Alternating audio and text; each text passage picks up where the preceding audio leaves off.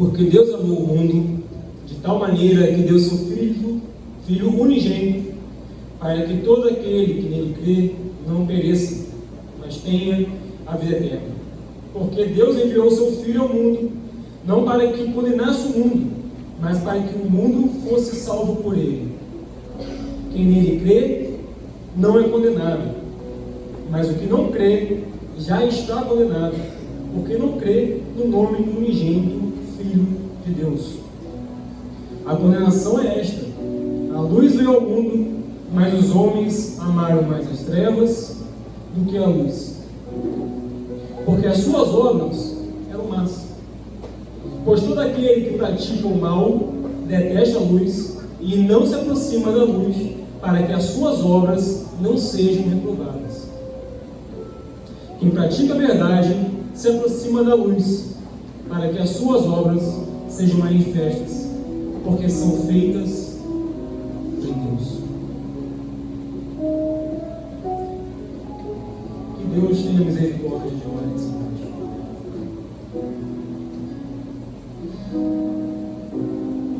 E aqui estamos nós de novo. Mais um ano que estamos no tempo, na igreja, falando de Páscoa. E graças a Deus por isso. Não é uma reclamação, na verdade estou pontuando. Isso é muito bom. Graças a Deus que todo ano nós lembramos do sacrifício de Jesus e celebramos também a sua ressurreição. Louvado seja o Deus que enviou o seu Filho, louvado seja o Filho que morreu por nossos pecados. Nós já tivemos pregações na Páscoa, pregações do final, nos últimos momentos de Jesus sendo traído, ele na cruz, até mesmo na ressurreição. Também já tivemos encantadas, contando a história de Jesus, a história toda, desde as profecias e até o Cristo ressurreto, ascendendo para estar na glória com Deus Pai. Hoje a gente vai fazer um pouquinho diferente. Hoje a gente vai focar em um único capítulo da Bíblia. E é um capítulo que está diretamente relacionado com o sacrifício de Jesus, mesmo que nesse capítulo não seja nem sequer citado. Não é falado sobre morte, não é falado sobre a traição, não é falado sobre Pilatos lavando suas mãos diante do povo, e o povo fala, não, que o sangue dele esteja sobre mim e sobre nossos filhos. Não é falado isso. Nem também sobre a ressurreição, mas está diretamente ligado a si. Esse capítulo ele fala muito bem que Jesus ele não mediria esforços para nos resgatar. E de fato ele não mediu esforços. Lembremos disso. Por favor, abram suas Bíblias em Lucas 15. Pode deixar abertos porque a gente vai estar lendo o texto durante essa pregação.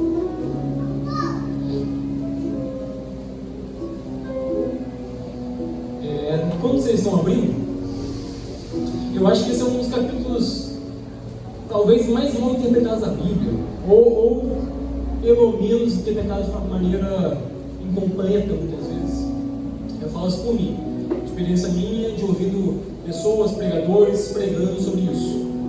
Aqui eu sei que na igreja de vocês, Marcos e Marcelo, vocês estão bem servidos, então não foi mal interpretado, vocês não estão faltando uma coisa, mas por fora, outras igrejas ou até mesmo pregações de internet, eu vejo algo faltando, uma interpretação que talvez não seja aquilo que Jesus queria, dando um foco diferente daquilo que realmente é.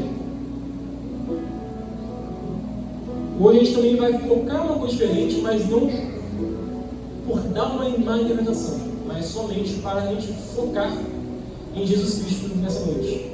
O capítulo não fala sobre o momento dado à morte e ressurreição de Cristo, mas a gente vai usar ele para assim meditarmos, refletirmos no sacrifício de Jesus.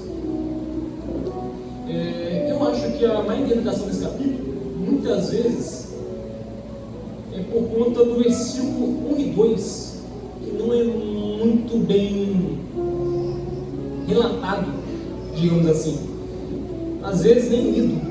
durante as pregações. Aqui é um capítulo bem famoso, eu não vou fazer mistério como se ninguém soubesse.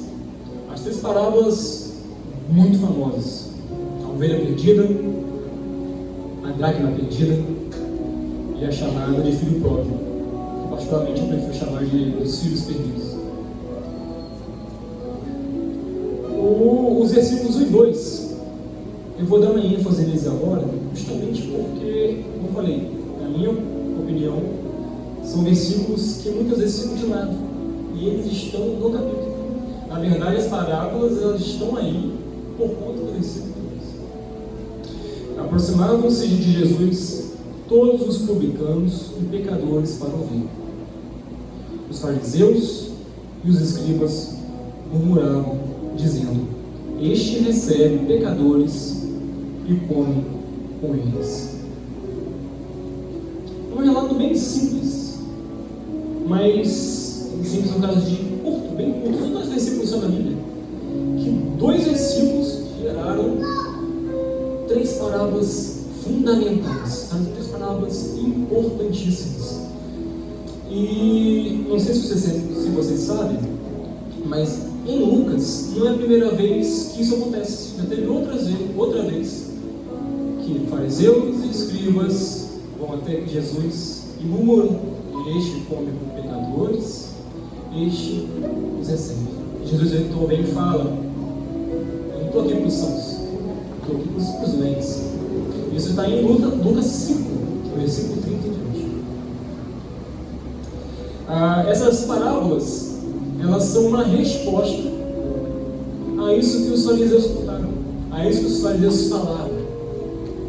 E, na verdade, uma resposta a isso que os fariseus estavam falando, com uma constância mesmo. Você vê isso no capítulo 15, no capítulo 5 de Lucas, você vê isso no capítulo 15, e o texto aqui dá a entender que é uma questão contínua. Diversas vezes o fariseu vem, olha só, ele anda com pecadores. Como que pode um mestre andar com pecadores e comer com ele, receber eles em sua casa? Jesus responde com as parábolas e responde de uma maneira muito sábia, responde muito bem. Mas só para contextualizar, quem são os fariseus? Quem são os escribas? Lembremos que os fariseus e os escribas são religiosos, pessoas religiosas. Eles são exemplos da sociedade. A gente não está falando de qualquer pessoa aqui não. Pessoas de boa índole, pessoas conhecidas por guardarem a lei, irrepreensíveis, aqueles que tinham uma excelente fama. Aquela pessoa que o pai talvez chegaria com o filho a conceber-se, você tem que ser igual aquele cara ali. A fama deles era muito boa. Aqueles que mereciam a graça de Deus, as bênçãos de Deus, porque eles eram corretos. E quem eram os publicanos e pecadores? O oposto. Pecadores cometiam pecados. Os publicanos, conhecidos pelos fariseus por não guardarem as leis. Publicanos, eles eram acusados por roubar o seu próprio povo. O publicano é o cobrador de imposto.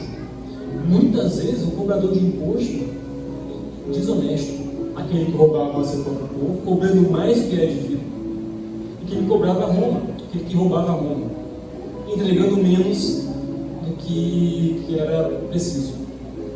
Um cobrador de imposto muito famoso, Zaqueu, aquele que estava em cima de uma árvore para ver Jesus. Jesus vem e fala: Zaqueu, meu Deus está na sua casa hoje. Zaqueu recebe Jesus. Zaqueu, então, no momento de arrependimento, fala a Cristo que vai devolver aqueles que ele roubou, mais do que tinha roubado. E Jesus fala: houve salvação nessa casa. E realmente, o roubo por parte dos cobradores de impostos era uma prática bem comum. Não era só Zaqueu, infelizmente.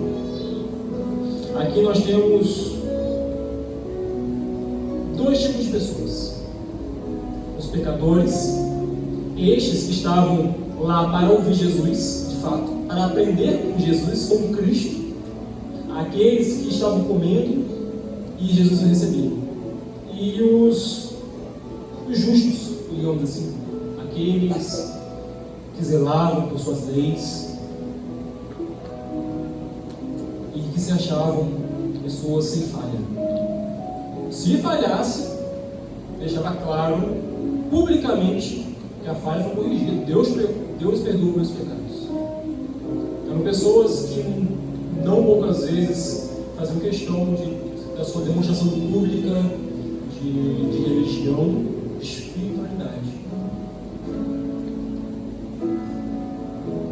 Mas vamos de fato agora ler do versículo 1 ao 10.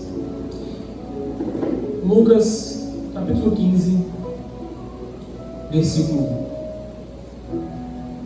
Aproximavam-se de Jesus todos os publicanos e pecadores para ouvir. Os fariseus e os escribas murmuravam, dizendo: este recebe tantos pecadores e come com eles. Então Jesus lhes contou essa parábola: qual de vocês é o homem que, possuindo 100 ovelhas e perdendo uma delas, não deixa no deserto as 99 e vai em busca da que se perdeu até encontrá-la?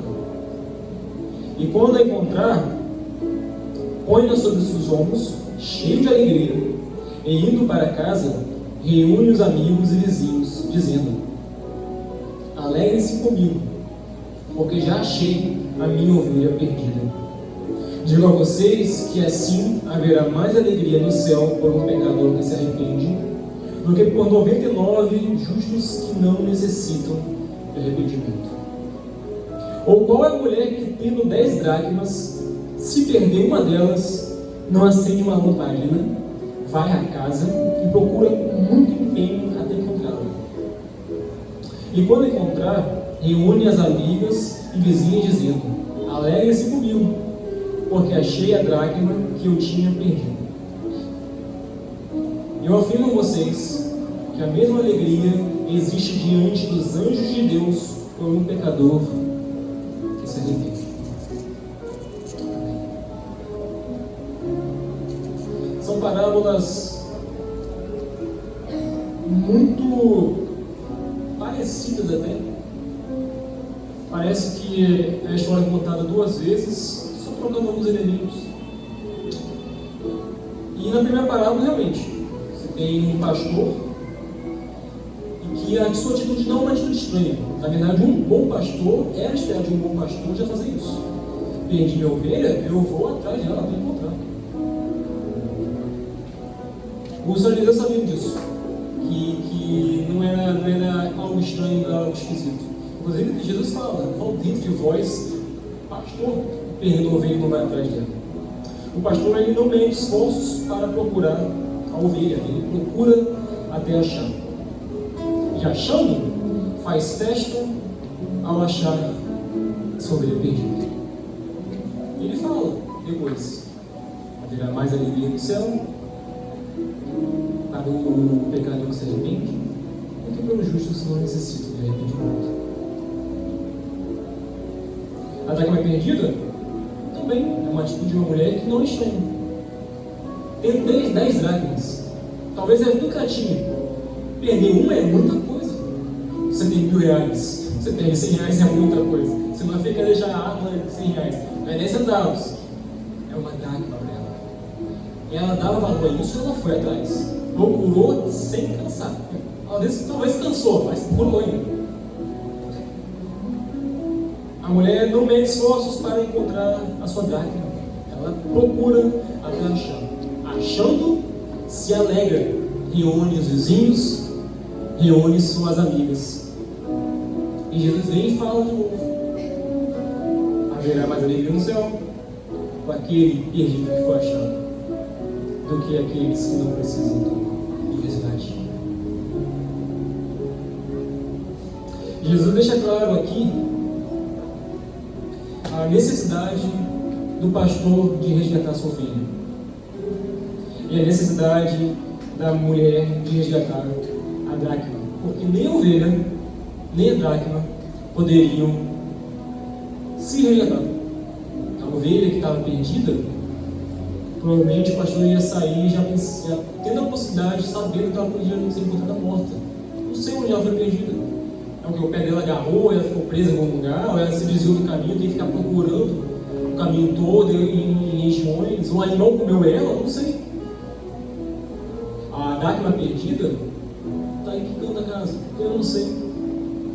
A mulher também não sabia. Não tinha uma luz que a dracma, ó, a picha está quente, está frio, não tem isso. Nem a ovelha, nem a dracma podiam se resgatar ou podiam ajudar no resgate. Nessas duas parábolas, Jesus ele retrata o esperado. Algo de valor foi perdido e quem perdeu foi procurado. Quando achou, celebrou, ficou feliz. E nós provavelmente também ficaríamos felizes se acontecesse o mesmo com a gente. Você perdeu a sua chave do carro, por exemplo. Você deixar o carro lá na garagem ou na rua, assim, não importa. Você ia procurar a chave, ia procurar mesmo. Ou se não fosse para procurar a chave, se não achei, você ia arranjar um jeito de fazer uma cópia da chave, um chaveiro, de um jeito. Por quê? Porque é valioso para você. Algo que tem valor.